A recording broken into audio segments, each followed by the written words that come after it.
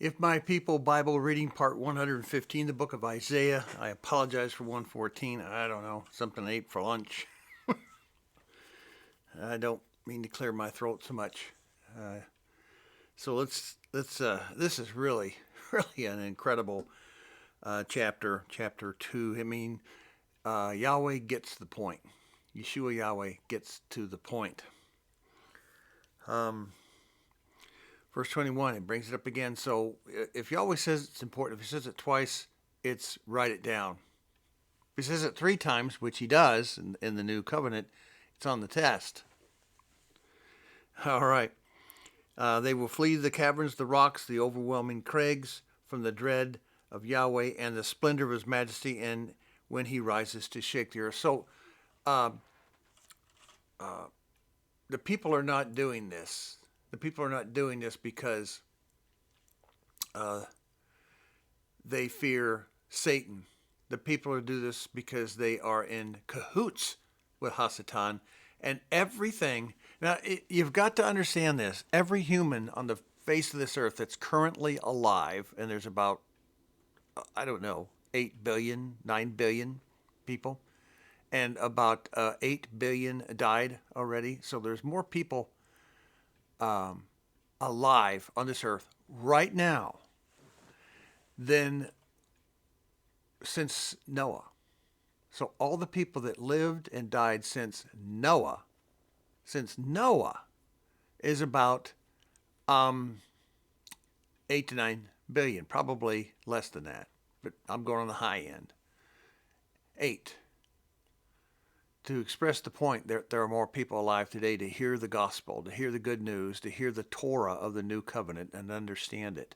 Although they read it every day, the great majority are sheep. And the sheep have to move from the milk of the word to the meat of the word, and that requires daily walking in the word. That's the communication directly from the Father. You don't have to run around looking for modern day prophets and modern day whiz bangs that know everything, and you just listen to the radio or tune them in or listen to me. You don't have to do that. If you have the time, and I think everyone does except the extremely ill and those who have nothing in life, the widows and the orphans. They have the prophets right in front of them, all these 17 of them, the 12 minors and the rest of them that were considered major prophets like Isaiah. Why is he major? Because it's a big book, and he talks about everything and himself and the world and then and the world now and the world to be. Everything is covered in Isaiah, including the entire life of Yeshua. So, verse 22, stop trusting in man, who has but a breath in his nostrils, and what accounts is he. Chapter 3, see now a lot of Bibles say Lord. Once again, as we've told you, Lord didn't exist until the 16th century. All right. So we put in there, see now master. In our Bible makes it easy. And I'm not trying to sell it because I've never sold one. I give them all away, even though a lot of people said that they would pay for them later on. They never did. Am I all mad at them? No. Oh, I keep hiding behind me. This here. Pagans. I wanted to find out about a certain understanding, and I was at this Catholic charity book function where they sell books and make money and so forth, and the Catholics didn't know what to do with it because somebody read it and they knew that it was against the Catholic doxology, theology, against the Pope. So they put it under paganism and demons, sorcery, witchcraft, and it's probably the best Christian, pro-Christian, pro-meat, M-E-A-T, book written by 2 authors I've ever read. It really gets you out of the pagan behavior of Christianity. If you read it and you say, well, all I know is I love Jesus and I like Christmas, Easter bunnies, then you are just who you are, or you just enjoy, just like an alcoholic. When he's a severe alcoholic, it's hard to tell an alcoholic to stop drinking. They're hooked into this false Christianity that's just it's just put them to sleep. I was going to bring it up a couple chapters from now, but the United States claims 86%, 90% Christianity. Really? If we're that Christian, why is this nation, Ephraim, the careful, horrible sinner that carefully ignores the truth? And so judgment is coming. This country is not. Obama, bring his name up once. He said, and 3 times, but once he said on television, I was personally listened to when it was live and on television, he looked right at the camera and he said this, I don't know. The United States is not a Christian nation. And he said that with truth in his heart. Was he a liar? No. That man was telling the truth. President Obama was telling the truth. We're not a Christian nation. We're a nation of mixed peoples. Were we founded as a Christian nation? In the early days, not the Native Americans and not the people that came up from Peru and up and down and all that for thousands and thousands and thousands of years. And no, I'm talking about when this country was founded. It was founded under Judeo-Christian Torah. You can't hide it. The Mayflower Compact. If you read it, it is Torah. Did they celebrate Thanksgiving as traditionally we do today? No. If you look at the dates and times, they were celebrating the Feast of Tabernacles. Were there Jewish people who actually obeyed part of their Mikra, the Old Covenant? Yeah.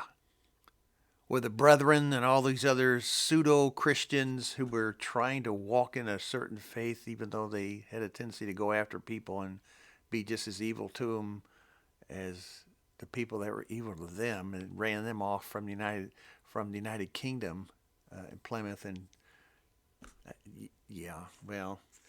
so we were Judeo-Christian. Started off with 100 laws and 200 laws, and now we're at 44, 50,000 laws that we're a lawless nation, because I used to believe for most of my life that a lawless nation in the end times will have no laws. They will just ban laws. That's just the opposite. What's happened in the last 20 years through the next generations coming up, taking up Supreme Court positions and law clerks of all positions in the circuit courts and so forth, is they've just added in more laws. They've added in so many laws, nobody can follow them. So because no one follows anything. They follow their own beliefs and own path. So, let's see. Oh, wow. The hero, the warrior, that's 3:2. The judge, the prophet, the soothsayer, the elder. They're talking about then. I'm talking about today. The leadership today, rank and file, business, politics, are few and getting fewer. Do you see that? The supplies of food and water are going to run short. That's warning for pestilence and famine. Of all the things to be a prepper for, pestilence and famine. Let's keep reading it. It gets really interesting. Verse 4, I will make boys their officials, mere children will govern them. Yeah, people will oppress each other. Man against man, neighbor against neighbor. The young will rise up against the old, the base against the honorable. A man will seize one of his brothers at his father's home and say, you have a cloak. You be our leader. Take charge of this heap of ruins. But in that day he will cry out, I have no remedy. I have no food or clothing in my house. Do not make me the leader of the people. Wow. Does that seem like a great prosperity time is coming? We're on a V-shaped rise, up and down. We're going to be fantastic. Uh-huh. Okay. The answer is no. Let's go to chapter 6, verse 8. Then I heard the voice of Yahweh saying, whom shall I send, and who will go for us? And I said, here I am, send me. He said, go and tell this people, be ever hearing, but never understanding, be ever seeing, but never perceiving. So Isaiah, Abraham, Yaakov, here I am. That's simple. It's been that simple since the book of Genesis. Important here. He said, go tell this people. Who's this people? Us today. Be ever hearing, We got laptops, we got cell phones that are 12, 14, well, actually, what, 5G, kind of, sort of, but never understanding anything. BC everything, but never foreseeing what should be. That's the society we live in. Make the heart of this people callous, make their ears dull, and close their eyes. Otherwise, they might see with their eyes, hear with their ears, understand with their hearts, and turn and be healed. And then I said, for how long, O Yahweh? And he answered, until the cities lie ruined. Ooh, big, huge prophecy. Until the cities lie ruined and without inhabitant, until the houses are left deserted and the fields ruined and ravaged. Take Damascus. By the way, one of the oldest continually inhabited city on the face of this earth until 4 years ago. Now look at it. It's been there since time immemorial. And I'm talking about continually inhabited. Of course, there were other cities much, much older than Damascus. That's not what is written in the Bible. It's not what's written today. In fact, there's your fact check, is that Damascus has been there and continually without, in other words, no one's ever defeated it. It's not been destroyed until 2 or 3 years ago. Now look at your cities today. Look at Minneapolis. Huh? Look at Seattle. Look at Portland. Look at parts of Denver. I went to Denver years and years ago. It looked like a crap hole full of bums everywhere, eating out of the garbage right in front of you. And they had money on them because they were smoking all kinds of cigarettes and other things that they could certainly somehow afford, but they couldn't afford a cheeseburger. 13. And though a certain tenth remains in the land, it will again be laid waste. But as for the terebinth and the oak leaf stumps, when they are cut down, so the holy seed will be a stump in the land. There's your explanation of Ephraim. There's your perfect explanation of the United States. So if I leave the United States, where do I go? Oh, what do I do? I can go to Vancouver. I came up with that years ago. Used to be a internet site called NameMySpot.com. Name My Spot. Find My Spot. F-I-N-D. FindMySpot.com. And you put in all this data about yourself, and it tells you the best place in the United States to live. Somehow it was taken off the internet. I don't know what happened, but it was removed. We're not a Christian nation, folks. But I'm telling you, there's really nowhere to go. There's nowhere to hide. Yahweh is not telling you to hide. He's telling you to come out of her, my people. Don't live in the big cities.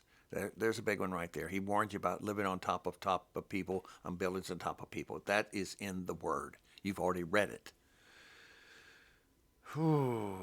So, heed the incredible warnings. You know, let me ask you this. Even in a non-famine world coming, end of the world apocalypse stuff, shouldn't you have about 6 months' money of savings saved up? Just be frugal and save up 6 months so you can make it 6 months with nothing. Shouldn't you have food for about 4 or 5 months so you can live on nothing, and you can have enough food that you can even share with somebody else? Shouldn't you have water supply and how to find it? Shouldn't you be growing some of your own crops anyway? You can't do that in the city. And you can't do it hiding in caves. Although I've been to many of these caves, I've been there, and they're full of amounts of food you could not possibly. Let me show you. Hang in there. Let me just show you an example. Hang in there.